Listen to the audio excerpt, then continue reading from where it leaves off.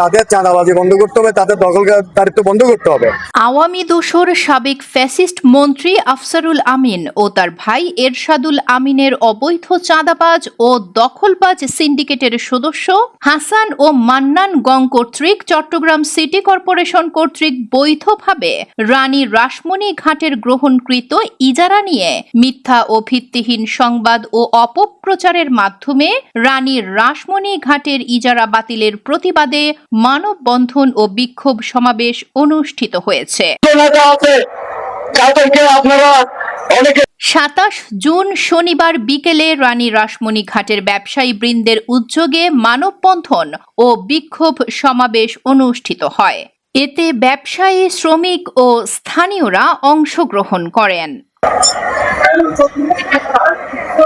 এ সময় বক্তারা অভিযোগ করে বলেন, সাবেক মন্ত্রী আফসারুল আমিন ও তার ভাই এরশাদুল আমিনের অনুসারী হিসেবে পরিচিত হাসান ও মান্নান গংদের মিথ্যা ভিত্তিহীন অপপ্রচারের কারণে রানী রাসমণি ঘাটের ইজারা বাতিল হয়েছে, যা কোনোভাবেই কাম্য নয়।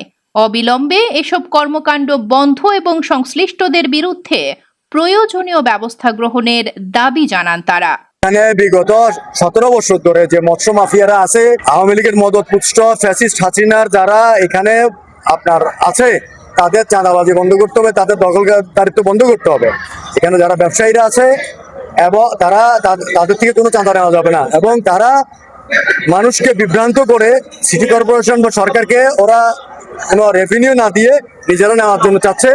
এখন আপনারা যদি এটা বস্তুনিষ্ঠ সংবাদ যদি আপনারা প্রকাশ না করেন, তাহলে জুলাই আন্দোলনের সাথে আপনারা প্রতারণা করবেন, এটা প্রতারণা সামিল হয়ে যাবে জুলাই আন্দোলনের সাথে।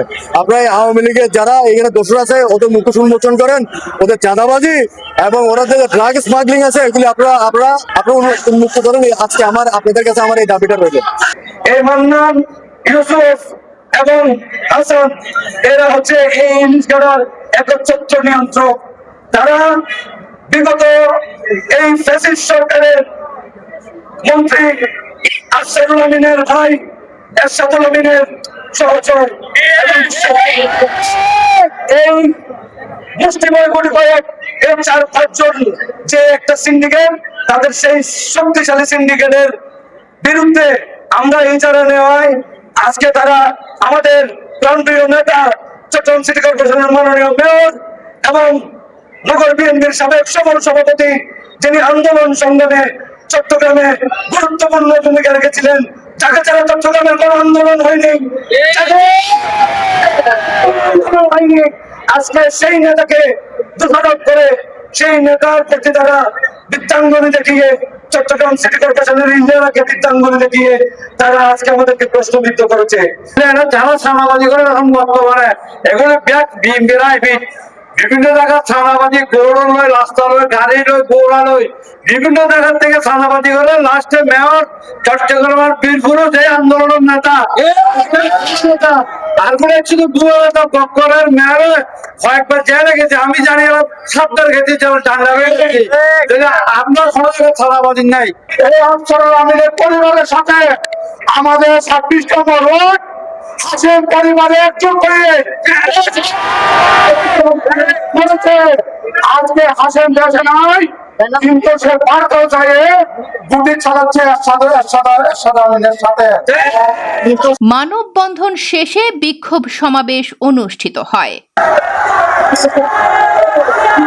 এ সময় উপস্থিত ছিলেন আনোয়ার হোসেন এরশাদ, দিদারুল আলম ফেরদৌস, জানে আলম, মঞ্জু, আঁখি সুলতানা, আরিফ মেহেদি সহ ঘাটের ব্যবসায়ী ও স্থানীয় গণ্যমান্য ব্যক্তিবর্গ। Desk report, channel 71।